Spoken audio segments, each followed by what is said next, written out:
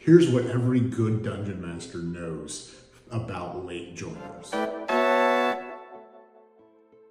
I'm going to show you exactly how to roll for initiative when everybody else has already started their turn. In life, in career changes, in basically any situation where you feel behind. Because, spoiler alert, being the last one to act isn't necessarily a disadvantage.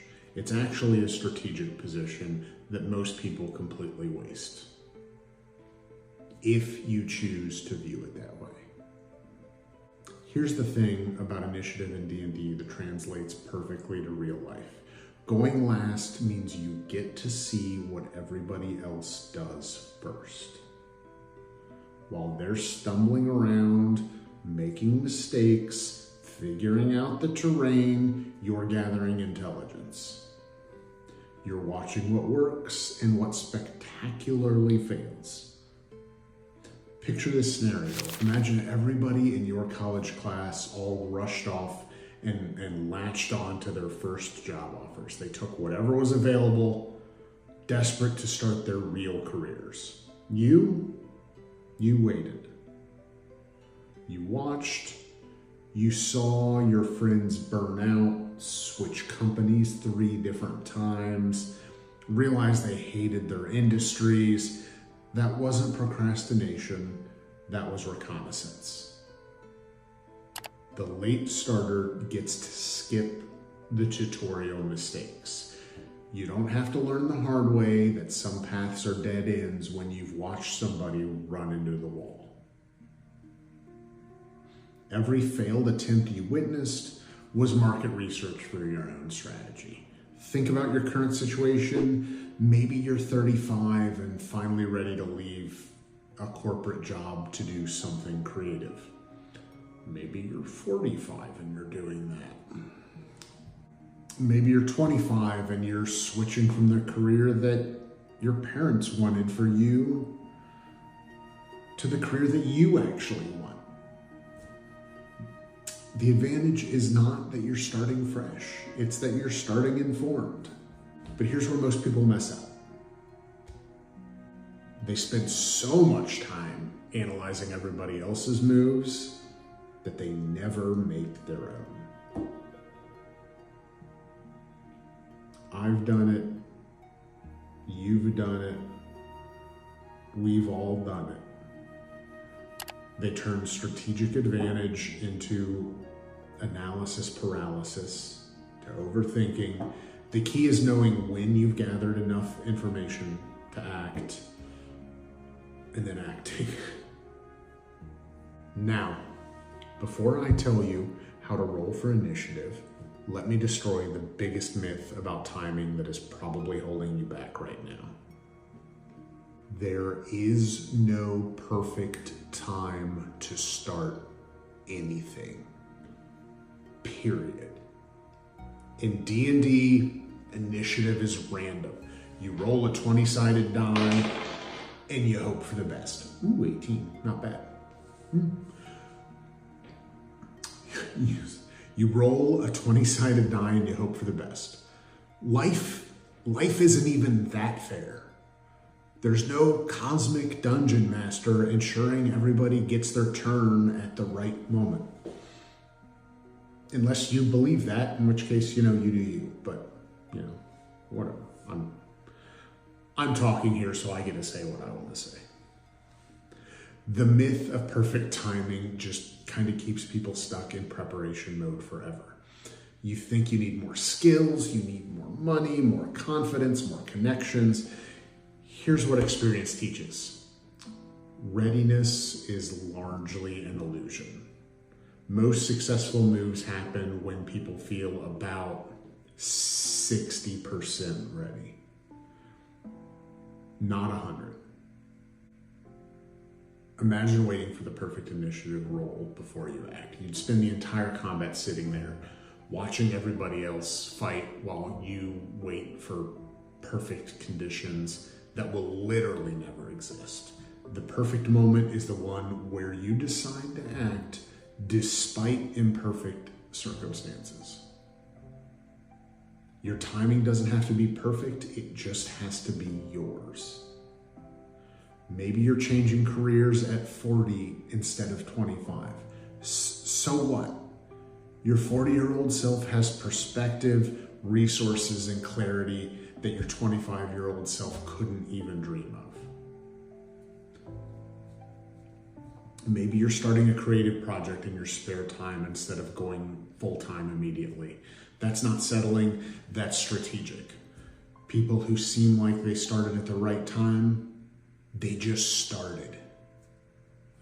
They rolled for initiative with whatever they had, whenever they could, and figured out the rest as they went.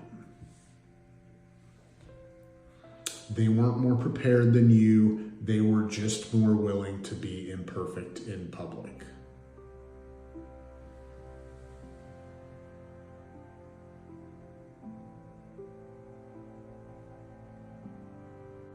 Stop waiting for permission from the universe.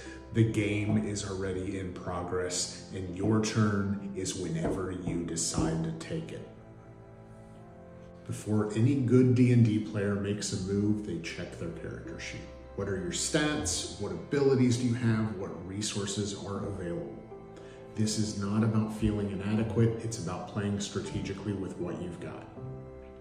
Your real life character sheet includes your skills, but it also includes things that a lot of people ignore. Your network is a stat. Your savings account might be a stat. Your free time, your location, your family situation, these could all be resources that affect what moves are available to you. Let's say you want to transition into tech, but you're currently in retail. Your character sheet might show customer service skills.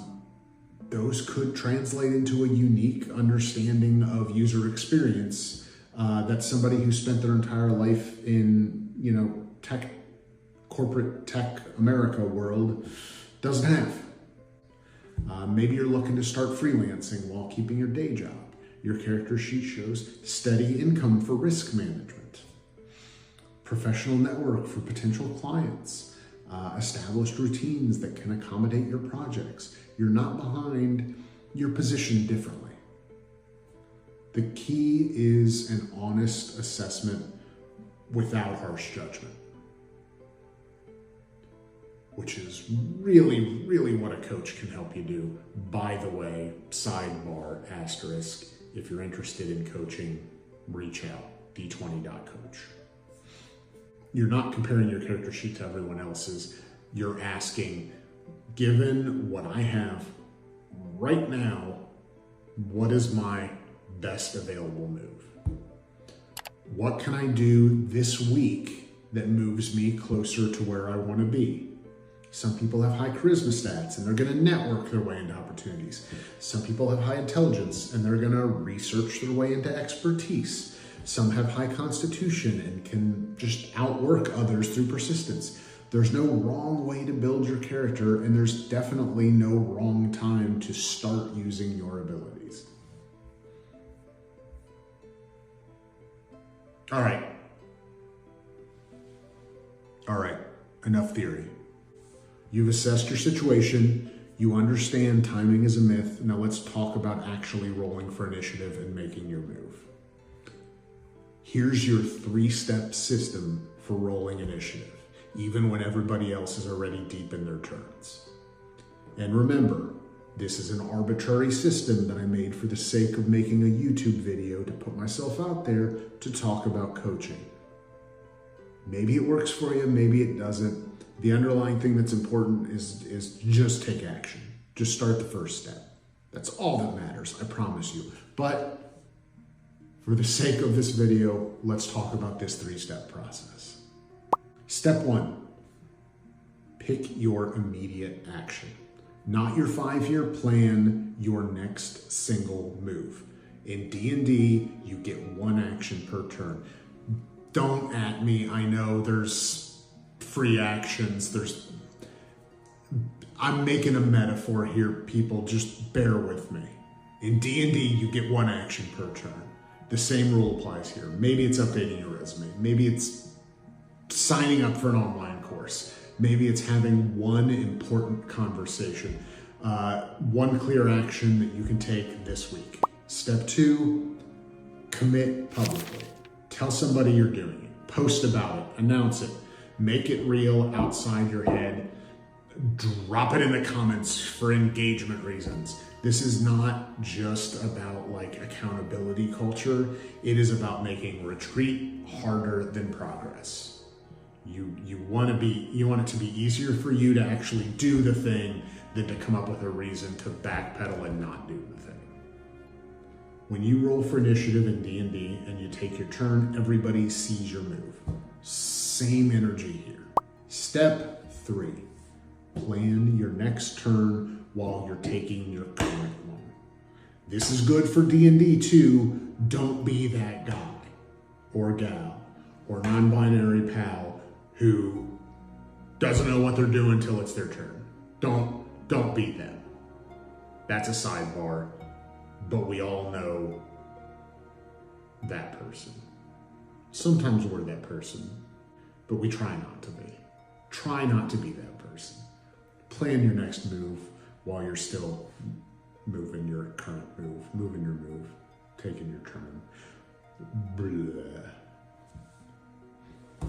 Don't wait to see results before planning the next action. Momentum comes from continuous motion, not perfect execution. While you're updating that resume, start thinking about where you're going to send it. While you're taking that course, consider what projects you're going to apply that learning to. The beautiful thing about joining late is that you're not locked into somebody else's strategy. You've seen what works, you've seen what doesn't. You can adapt, you can pivot, you can play your own game. You're not catching up, you're starting smart. Your initiative roll isn't about being the fastest or the first. It's about being intentional with the turn you're taking right now. And honestly, that's where most people lose. Not because they started late, but because they never really start at all. So there you have it. How to roll for initiative when everyone else has already started. Just remember, late doesn't mean wrong, it means strategic. And what that really means is maybe you have been procrastinating. Choose to view that as a positive and decide that you don't want to do that anymore. And if you need help with that, let's talk. If this resonated with you, deep breath, Nick. Hit that like button and tell me in the comments.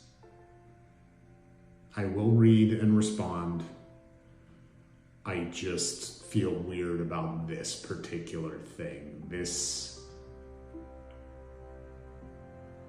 is still new for me. But yeah, man, smash that like and subscribe button. Go ham. If you do have an action you want to commit to and you want to throw it in the chat and you think that'll help you, they think that there's even the slightest chance that that's going to help you do that thing, take that next step, please do that. Please do that. I don't care if you like or subscribe, but if posting a comment that I'm going to do X this week, if there's even the slightest chance that that's going to help you take that first step, do it. Do it, please. Do that for me. Do that for you. Don't do that for me. Do that for you. Anyway, if you like this, if you want to kind of learn, like if this resonates with you and typical self-development growth mindset stuff has kind of bounced off of you because it's a little too woo-woo and I don't know, maybe you're just a giant nerd like I am, then yeah, maybe do hit that subscribe button. Anyway, thanks for inexplicably deciding to spend some time with me. Hopefully you've enjoyed it. Thanks.